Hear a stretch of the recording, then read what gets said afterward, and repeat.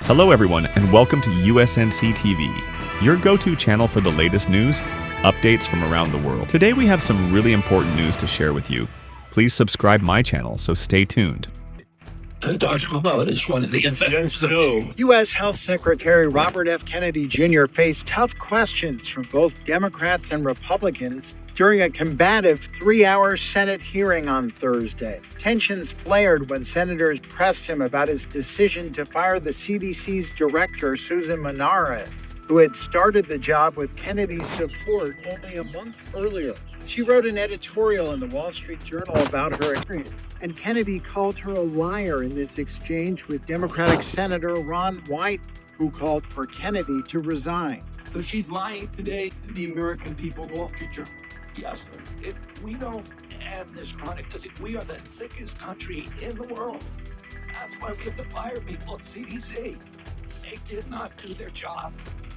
This was their job to keep us healthy. Again, I need to fire some of those people to make sure this doesn't happen again.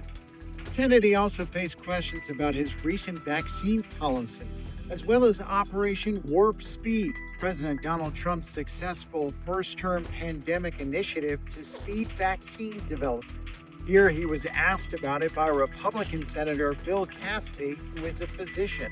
Mr. Secretary, do you agree with me that the president deserves a Nobel Prize for Operation Warp Speed? Absolutely, Senator. Let me ask you.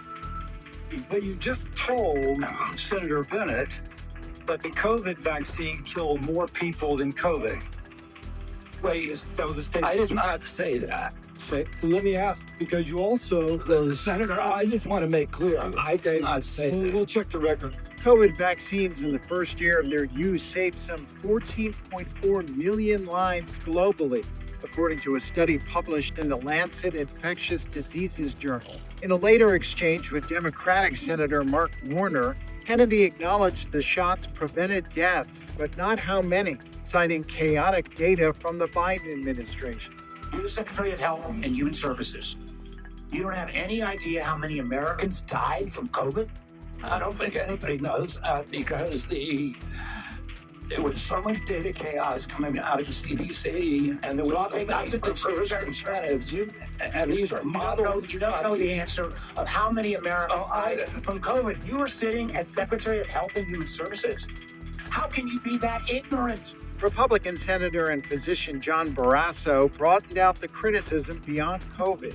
I support vaccines. I'm a doctor. Vaccines work.